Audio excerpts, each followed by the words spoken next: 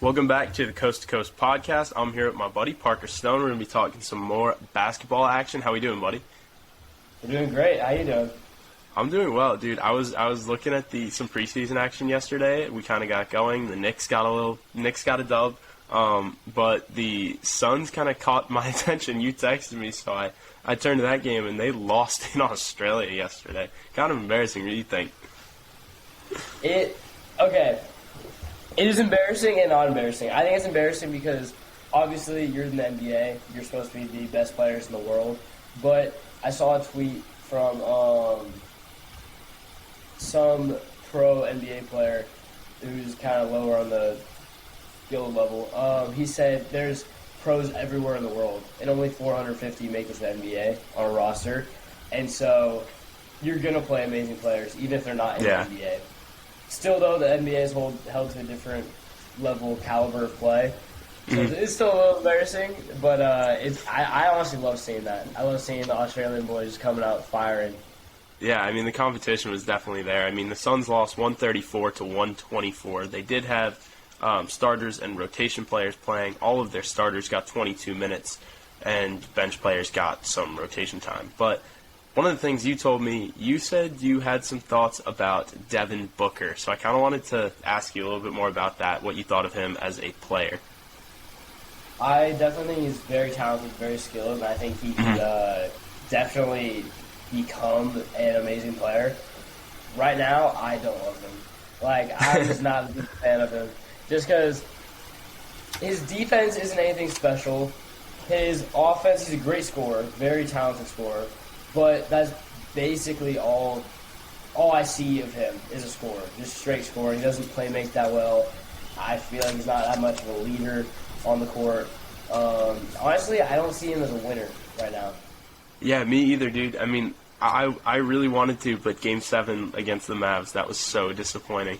I think we all wanted to see a better game, but getting blown out by 50 points at home, yeah, no, that doesn't cut it. It's ridiculous. That doesn't cut it. And the same thing to Chris Paul. Chris Paul is a veteran. He's 1-8 or 1-9 in all-time Game 7s.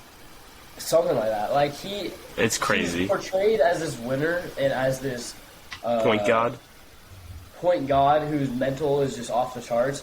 But he really isn't when it comes down to crunch time in the playoffs. He hasn't. No, I agree. I mean, you got to win. You got to win. For Devin Booker, I had some questions for you. I wanted to do some this player, that player. So Devin Booker, and then I'm going to say a player, and I want you to tell me who would you rather have, Devin Booker or that player. I like that. So the first one, I'm going to start off a little bit easier. Devin Booker or Donovan Mitchell? Donovan Mitchell. Yeah, I'm going to take Donovan Mitchell there too. I just love his mindset. He I don't know. Granted, this is from an outsider's perspective, but when I see him play, I see him play with grit, and I see him putting it all. And with D-Book, I don't see that. I love Donovan Mitchell. I'm going to take Donovan Mitchell too. Next up, we got Jaylen Brown. I know you're a defense guy, so this is a little biased. Yeah, I would still take Jaylen Brown. It sounds like I'm just shitting on D-Book, but Jaylen Brown, it's hard not taking him, especially after this finals win, but he is one of those players that I think you can put anywhere. In any offense, any scheme, any kind of position, not really big, but you can put him in any offense and he'll excel. I agree. I mean, this one's way closer, but I'm going to stick Jaylen Brown for one of the reasons you said, because he's so versatile. He can you can plug him into, I think, 30 different offenses in the NBA, and he will work in all 30. And he'll be a leader and a defender, and he can come off the bench. He's just a great player. Next up, I think this one, Trey Young. It's tough. It's really tough. For this one, it would be what your team needs, in my opinion. Yeah, that's a good point. I would say they're pretty equal. I like the Hawks. I'm kind of a Hawks fan, so I love Trey. But definitely if the team needs. If you already have a point guard who facilitates. Yeah, I mean, so who are you taking? You're starting a team tomorrow. Who are you taking? I'm taking Trey Young because I think he's more of a leader than D-Book in the sense that he has a spark. Something about him, he that which we saw in the Knicks series. Like in that Knicks series, something came out of him, and he was the energy of the team. Like he's got ice. Yeah, he's got ice. Ice Trey, exactly. I think for that one I gotta take D Book. That one I gotta fall back a little bit. I gotta take D Book there. How about Ja Morant? Ja. See, okay, I feel bad that I'm not taking D Book, but apparently I just don't like D Book like that. But Ja, no. Same reasons for Trey. He's got that energy and he's got that passion. He's got that. Yeah, I mean, I think for this one I gotta take Ja. Ja's just got that bounce and that athleticism that's so fun to watch. Devin Booker is an elite scorer, but Ja Morant's just so fun to watch. So if I was starting a team, I would have such a hard time passing on Ja. Yeah. How about Zach LaVine? Another two guard with the Bulls. Okay, I personally like Zach LaVine's game more, but I'm gonna pick D Book. I think D Book's a little more mature and a little more well-rounded than Zach LaVine in the sense, like, I think he's more mature, has more experience, and I'll take D Book in this situation. But I like how Zach LaVine plays more than D Book. I'll take 20. What was it? The 2018 dunk contest, 2016 dunk contest, whatever that was with Zach LaVine, Aaron Gordon. With Aaron Gordon. That was the best dunk contest in the history of dunk contests. That was. But yeah, I think this one's easy. I think I'm taking D Book. That one. That one is like a cheap shot to D Book. I think D Book is the better player. How about Bradley Beal? Because you got the age here. Because Bradley Beal, he's much older, more experience. But yeah, same problem. He doesn't win. He's been stuck in Washington forever. So, who are you taking? My initial thought is Bradley Beal. But if I'm starting a team and we're not win now, I'm taking D-Book. But if we're win now, I'm taking Bradley Beal. If that makes sense. No, that makes perfect sense. I mean, Bradley Beal's a little bit older. Obviously, he's not going to get.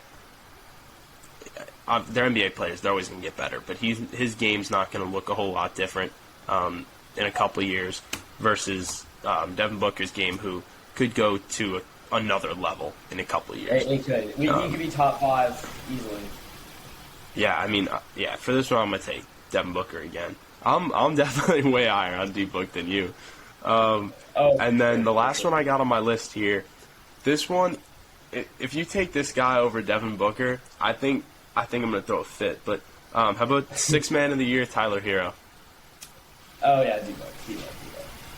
All right, Tyler Herro would be fun, but I also am not. I like Tyler Herro, but I think he was a little overhyped when he first got all that. Like, was he really hyped up in the bubble? Was that his first, like, really? I think it was. I think it helped the bubble, and then there was this, like, the song. So, like, I feel like there's just a lot. Yeah, I feel like there's a lot of hype. Yeah. I feel like there was just a lot of hype, just around him. In Miami. I think he's a great fit for Miami, though. Because Miami is so defensively orientated that they need some sort of offense. And Tyler Herro off the bench is exactly what they need. I agree. But yeah, that just about does it for talking about, like, coast to coast, wrapping up. Suns losing in Australia 134-124 to the 36ers. Did some Devin Booker. Who would you rather have with Devin Booker? So those are always fun. I think we're going to keep doing those with different players on some different teams. I think those are really funny. I really enjoy those. And before we get off, I have a question I was thinking about when I was. I didn't get to watch all the 36ers versus Suns game, but I watched some of the highlights, and it just brought up my thoughts about him. So I already loved him before, but it just made me like him even more. Who do you think is the most valuable player on the Suns? DeAndre Ayton, no doubt. Really? Why? Yeah, because that team doesn't function without him. They lose their big man inside. Yeah, he's. I think if they only have, I think he's a replaceable player. Like, I don't think he's a one of a kind power forward. but I do think he's young, up and coming, and he's got a lot of talent. So And you I think got to without rock them, with they wouldn't DeAndre be the Ayton. same? What's that? And you think without them, they wouldn't be the same? No, no way. I like that. I like that take. I wasn't considering DeAndre Ayton. I was thinking more Mikal Bridges. You already know. I've been talking about him a lot. Yeah, you I drafted him up this draft. I love Mikal Bridges. He is like an Andre Iguodala Warriors Yeah. guy. You need him in your. He's the heart playoff and team. soul. In a playoff team, he is going to excel. Like, he's super long, tips the ball, great defense, hits shots, great at cutting. You know, he's not going to be your star who's, like, scoring 20 plus every game, but he's going to be that guy that you need to win. Of course. That's Yeah, what you I need thought. those guys. You need those role players and those momentum kind of guys.